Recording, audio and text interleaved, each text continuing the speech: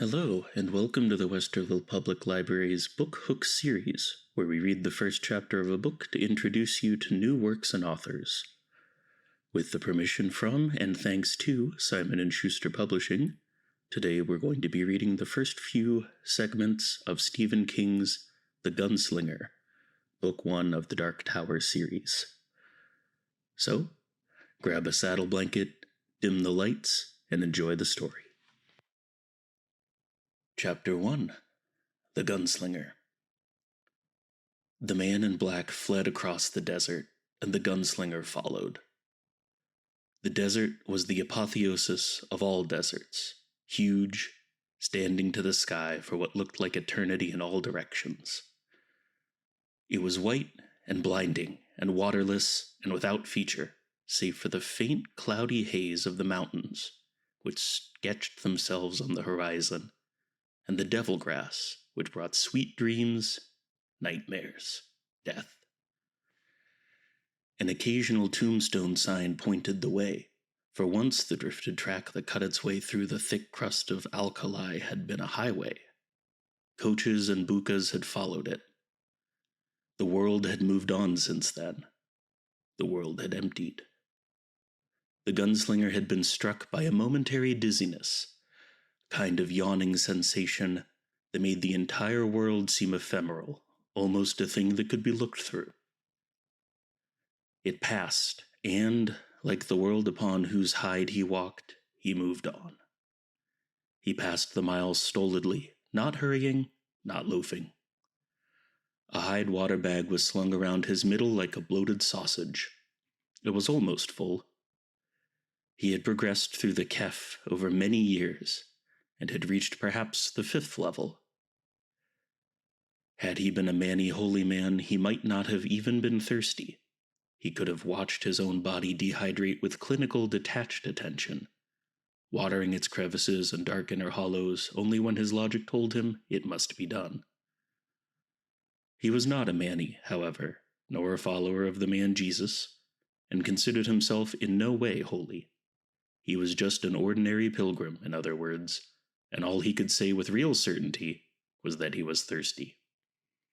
And even so, he had no particular urge to drink. In a vague way, all this pleased him. It was what the country required. It was a thirsty country, and he had, in his long life, been nothing if not adaptable. Below the water bag were his guns, carefully weighted to his hands. A plate had been added to each when they had come to him from his father, who had been lighter and not so tall. The 2 belts crisscrossed above his crotch. The holsters were oiled too deeply for even this Philistine sun to crack. The stocks of the guns were sandalwood, yellow and finely grained. Rawhide tie-downs held the holsters loosely to his thighs, and they swung a bit with his step. They had rubbed away the bluing of his jeans and thinned the cloth in a pair of arcs that looked almost like smiles. The brass casings of the cartridges looped into the gun belts heliographed in the sun. There were fewer now. The leather made subtle creaking noises. His shirt, the no color of rain or dust, was open at the throat, with the rawhide thong dangling loosely in the hand-punched eyelets. His hat was gone. So was the horn he had once carried. Gone for years, that horn, spilled from the hand of a dying friend, and he missed them both. He breasted a gently rising dune, although there was no sand here. The desert was hardpan, and even the harsh winds that blew when dark came raised only an aggravating harsh dust like scouring powder. And saw the kicked remains of a tiny campfire on the lee side, the side the sun would quit earliest. Small signs like this, once more affirming the man in black's possible humanity, never failed to please him. His lips stretched in the pitted, flaked remains of his face. The grin was gruesome, painful. He squatted. His quarry had burned the devil grass, of course. It was the only thing out here that would burn. It burned with a greasy, flat light, and it burned slow. Border dwellers had told him that devils lived even in the flames. They burned it, but would not look into the light. They said the devils hypnotized, beckoned, would eventually draw the one who looked into the fires, and the next man foolish enough to look into the fire might see you. The burned grass was crisscrossed in the now familiar ideographic pattern, and crumbled to gray senselessness before the gunslinger's prodding hand. There was nothing in the remains but a charred scrap of bacon, which he ate thoughtfully. It had always been this way. The gunslinger had followed the man in black across the desert for 2 months now, across the endless, screamingly monotonous, purgatorial wastes, and had yet to find spoor other than the hygienic, sterile ideographs of the man in black's campfires. He had not found a can, a bottle, or a water bag. The gunslinger had left 4 of those behind, like dead snakeskins. He hadn't found any dung. He assumed the man in black buried it. Perhaps the campfires were a message, spelled out one great letter at a time. "Keep your distance, partner," it might say. Or, "The end draweth nigh." Or maybe even, "Come and get me." It didn't matter what they said or didn't say. He had no interest in messages, if messages they were. What mattered was that these remains were as cold as all the others. Yet he had gained. He knew he was closer, but did not know how he knew. A kind of smell, perhaps. That didn't matter either. He would keep going until something changed, and if nothing changed, he would keep going anyway. There would be water if God willed it, the old-timers said. Water if God willed it, even in the desert. The gunslinger stood up, brushing his hands. No other trace. The wind, razor-sharp, had of course filed away even what scant tracks the hard pan might once have held. No man-scat, no cast-off trash, never a sign of where those things might have been buried. Nothing. Only these cold campfires along the ancient highway moving southeast, and the relentless rangefinder in his own head. Although of course it was more than that.